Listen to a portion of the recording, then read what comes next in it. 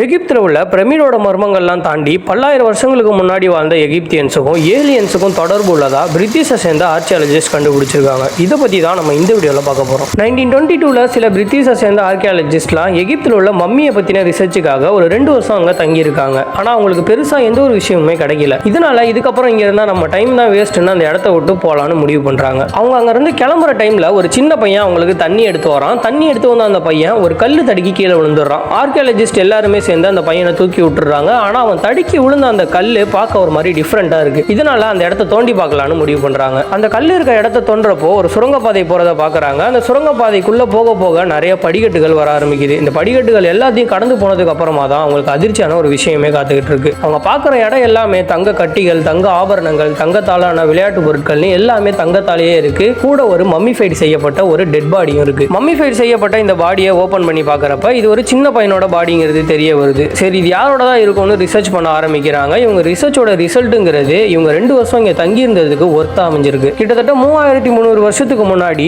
எகிப்து ஆட்சி செஞ்சுக்கிட்டு இருந்த டூட்டகமன்னு சொல்ல போற எகிப்திய மன்னரோட டெட் பாடியை தான் இவங்க கண்டுபிடிச்சிருக்காங்க. இவரோட 9 வயசுலயே மன்னர் ஆயிடுறாரு. ஆனா 19 வயசுல இறந்தும் போயிடுறாரு. இவர் இப்படி இறந்து போறதுக்கு முக்கிய காரணமா இருக்கிறது எகிப்தியன்ஸ் பொறுத்த அளவுக்கு அக்கா, தம்பி, அண்ணன், தங்கச்சின்னு இவங்களுக்குள்ளேயே கல்யாணம் பண்ணிப்பாங்க. அதாவது சிப்ளிங்ஸ்குள்ளேயே கல்யாணம் பண்ணிப்பாங்க. இதனால வந்த ஒரு ஜெனட்டிக் ப்ராப்ளம் மூலியமா இவரோட 19 வயசுலேயே இறந்துடுறாரு. இவரோட மம்மிஃபைடு பாடி கூடயே ஒரு கத்தியவும் அவங்க கண்டுபிடிக்கிறாங்க. ஆனா இந்த ஒரு கத்தி இரும்பால் ஆனது கிடையாது. ஏன்னா இரும்புங்கிறத நம்ம கண்டுபிடிச்சே கிட்டத்தட்ட 3200 வருஷங்கள் தான் ஆகுது. ஆனா டூட்டகமன் வாழ்ந்தது 3300 வருஷங்களுக்கு முன்னாடி. இதனால இந்த ஒரு கத்தி எந்த ஒரு மெட்டீரியலால செய்யப்பட்டிருக்குங்கிற ரிசர்ச்சை பண்ண ஆரம்பிக்கிறாங்க. இதுல தான் இவங்களுக்கு தெரிய வருது இந்த கத்தி விண்கற்கல்ல உள்ள ஒரு சப்ஸ்டன்ஸ் மூலியமா செய்யப்பட்டிருக்கு. இது மூலியமா பல்லாயிரம் வருஷங்களுக்கு முன்னாடி வாழ்ந்த எகிப்தியன்ஸுக்கும் ஏலியன்ஸுக்கும் இடையில தொடர்பு இருக்கிறதா பிரிட்டிஷை சேர்ந்த ஆர்கியாலஜிஸ்ட் ப்ரூவ் பண்றாங்க. இதை பத்தி நீங்க என்ன நினைக்கிறீங்கிறத கமெண்ட்ல சொல்லுங்க. இந்த வீடியோ உங்களுக்கு பிடிச்சிருந்தா லைக் பண்ணிக்கோங்க. இன்னும் பல இன்ட்ரெஸ்டிங்கான வீடியோஸ்க்கு நம்ம சேனலை சப்ஸ்கிரைப் பண்ணி பெல் ஐகானை ஆல்ல போட்டுக்கோங்க.